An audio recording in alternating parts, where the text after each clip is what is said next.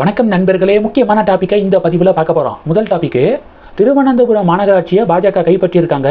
மொத்தம் 101 வார்டில் 50 வார்டுகளை பாஜக தான் ஜெயிச்சாங்க. ஒரு வார்டில் தேர்தலே நடக்கலை. அப்போ 100க்கு 50, 51 மெஜாரிட்டி. சுயேட்சை கவுன்சிலர் நேற்று பாஜகவுக்கு முழு ஆதரவை தெரிவிச்சிருக்காரா? இப்போ பிஜேபிக்கு ஃபுல் மெஜாரிட்டி கிடச்சிருச்சு. மேயராக யாரை பாஜக முன்னிறுத்திருக்காங்க தெரியுமா? வி ராஜேஷ் அவர்களை முன்னிறுத்திருக்காங்க. இவர் 2 முறை திருவனந்தபுரம் மாநகராட்சியில் கவுன்சிலராக இருந்திருக்காரு. அது மட்டும் இல்லாமல் கேரளா பிஜேபியுடைய செக்ரட்டரியாகவும் இருக்கார். துணை மேயராக ஆஷாநாத் அவர்களை பாஜக முன்னிறுத்திருக்காங்க. 3வது முறையாக கவுன்சிலராக இருக்காங்க ஆஷாநாத். இப்போது எல்லாரும் என்ன நினச்சிக்கிட்டு இருந்தாங்கன்னா, முன்னாள் டிஜிபி ஸ்ரீலேகா இருக்காங்களே, அவங்களும் திருவனந்தபுரம் மாநகராட்சியில் ஒரு வார்டில் போட்டி போட்டு கவுன்சிலர் ஆகியிருக்காங்க. அவங்கள தான் மேயராக பாஜக முன்னிறுத்துவாங்க அப்படின்னு சொல்லிட்டு எல்லா மீடியாக்களும் எல்லாரும் இப்படி தான் பேசிக்க இருக்கக்கூடிய நேரத்தில் திடீர் திருப்பம். பாஜக எப்போ எந்த முடிவு எடுக்கிறாங்க, யாரை அப்பாயிண்ட் பண்ணுறாங்க அப்படிங்கிறதெல்லாம் நம்ம ப்ரிடிக்ட் பண்ணவே முடியாது, கெஸ் பண்ணவே முடியாது. ஒவ்வொரு நியமனத்துலையும் அவங்க அப்படி தான் சர்ப்ரைஸ் பண்ணியிருக்காங்க. இப்போது மேயர் துணை மேயர் நியமனத்துலையும் அது விதிவிலக்கு இல்லை. மேயராக வி ராஜேஷ், துணை மேயராக ஆஷாநாத் அவர்கள் முன்னிறுத்தப்பட்டிருக்காங்க. இதில் ஆஷாநாத் அவர்கள் பார்த்தீங்கன்னா தலித் சமூகத்தை சேர்ந்தவங்க. பாஜகவினர் போல்டாக சொல்கிறாங்க, பழங்குடியின பட்டியல் சமூகத்தை சேர்ந்தவர்களுக்கு உயர் பதவியில் பாஜக தான் உட்கார வைக்குது. ராம்நாத் கோவிந்த் ஃபார்மர் பிரசிடென்ட் பட்டியல் சமூகத்தை சேர்ந்தவர். இப்போ பிரசிடென்ட் திரௌபதி முர்மு அவர்கள் பழங்குடியின சமூகத்தை சேர்ந்தவங்க. அது மட்டும் இல்லாமல் முதல்வராகவோ துணை முதல்வராகவோ மேயராகவோ பழங்குடியின பட்டியல் சமூகத்தை சேர்ந்தவர்களுக்கு அதிக வாய்ப்பு வழங்குறாங்க பாஜக. உண்மையிலேயே சமூக நீதி பார்ட்டினா அது பிஜேபி தான் அப்படின்னு சொல்லிட்டு பாஜகவினர் போல்டாக பதிவுகள் போடுறாங்க. இதெல்லாம் நேற்று பேசுபொருளாக மாறி இருக்கு. 2வது என்னன்னா, தினமலர் ஒரு நியூஸை வெளியிட்டிருக்காங்க. அமித்ஷாவிடம் வருத்தப்பட்ட மோடி, தமிழகத்தில் என்டிஏ கூட்டணி வலிமையாக இல்லையே, ஏன் தமிழகத்தில் மட்டும் கூட்டணி வலிமையாக மாட்டேது அப்படிங்கிற மாதிரி அமித்ஷா கிட்ட மோடி வருத்தப்பட்டதாக தினமலர் ஆர்டிக்கலை வெளியிட்டிருக்காங்க. இது பாஜக தொண்டர்கள் மத்தியில் ஒரு பெரும் கவலையை ஏற்படுத்தியிருக்கு. அண்ணாமலை சப்போர்ட்டர்ஸ் மத்தியிலையும் கவலையோடு சேர்த்து கோபத்தையும் ஏற்படுத்தியிருக்கு. தமிழகத்தில் என்டிஏ அலையன்ஸு ஸ்ட்ராங்காக இல்லாமல் இருக்கிறதுக்கான காரணம் யார் அப்படிங்கிற டிபேட்ஸ் நடந்துக்கிட்டு இருக்கு. பாஜக தொண்டர்கள்லாம் யாரை சொல்கிறாங்கன்னா, எடப்பாடி பழனிசாமி அவர்கள் தான் இந்த நிலைமைக்கு காரணம் அப்படின்னு சொல்லிட்டு திட்டவட்டமாக சொல்கிறாங்க. 2014 பாஜக, தேமுதிக, பாமக இவங்க கூட்டணி அமைஞ்சிச்சு. இந்த கூட்டணியே கண்டினியூ ஆயிருந்தாலே 2016 ஒரு நல்ல தாக்கத்தை ஏற்படுத்தியிருக்கோம். ஆனால் 2016 அந்த கூட்டணி உடஞ்சிச்சு.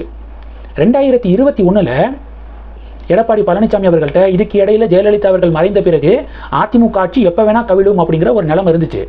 சென்ட்ரல் கவர்மெண்ட் தான், பாஜக தான் அதிமுக ஆட்சி 5 வருடம் நீடிப்பதற்கு உறுதுணையாக இருந்தாங்க.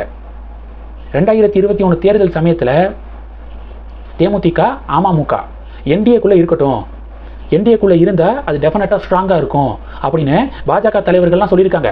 ஆனால் எடப்பாடி பழனிசாமி அவர்களுக்கு அதில் விருப்பம் இல்லை. இப்போ வரைக்கும் அமமுகவை உள்ளே சேர்ப்பதில் இபிஎஸ் தயங்கிக்கிட்டே தானே இருக்கார்.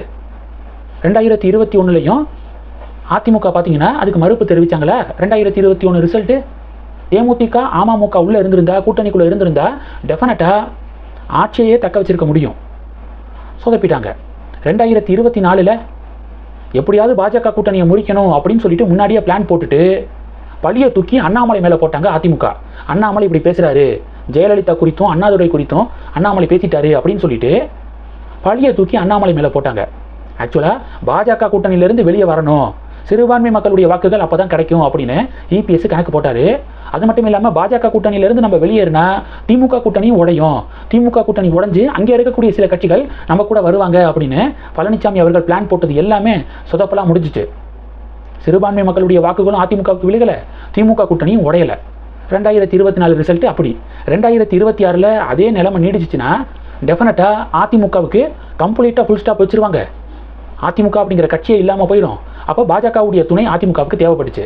அதனால பாஜகவோடு மறுபடியும் கூட்டணிக்கு வந்திருக்காங்க. இப்போ கூட்டணிக்கு வந்ததுக்கப்புறமும் அமமுக, ஓபிஎஸ் இவங்கெல்லாம் உள்ளே வரதில் ரெட் கார்டு தான் போடுறாரு இபிஎஸ். தொடர்ந்து செய்த தப்பையே இபிஎஸ் செஞ்சுக்கிட்டே இருக்கிறதுனால தான் என்டிஏ தமிழகத்தில் இப்போ வரைக்கும் வலிமையாக இல்லை. தேமுதிகலாம் இப்போ வரைக்கும் எந்த ஒரு முடிவும் எடுக்காததுக்கான காரணமே இபிஎஸ்ஸை நம்பி கூட்டணிக்குள்ளே வரலாமா அப்படிங்கிற யோசனை தான் அப்படின்னு பாஜக தொண்டர்கள், அண்ணாமலை சப்போர்ட்டர்ஸ்லாம் இதை திட்டவட்டமாக தெரிவிக்கிறாங்க. இதுக்கு தான் ஆரம்பத்திலிருந்தே அதிமுகவுடனான கூட்டணி வேண்டாம், 2024 மாதிரியே கூட்டணி அப்படியே தொடர விட்டுருந்தோனாலே பாஜக தலைமையிலான கூட்டணியை அப்படியே கண்டினியூ ஆயிருந்தாலே அண்ணாமலை மீதி வேலையை பார்த்துருப்பாரு. டெஃபினட்டாக குறைந்தது 25 விழுக்காடு வாக்குகளை கூட்டணிக்கு வாங்கி கொடுத்துருப்பாரு. பல தொகுதிகளை நம்ம கூட்டணி ஜெயிச்சிருக்க முடியும். ஆட்சியை யார் அமைக்கணும் அமைக்கக்கூடாது அப்படிங்கிறத முடிவு செய்யக்கூடிய இடத்துல என்டிஏ இருந்திருக்கும். அதிமுகவோடு கூட்டணிக்கு போனதே பெரும் தவறு தான் அப்படின்னு நிறைய ஃபீட்பேக்ஸும் வருது. தினமலருடைய இந்த ஆர்டிக்கலை பற்றி நீங்கள் என்ன நினைக்கிறீங்க?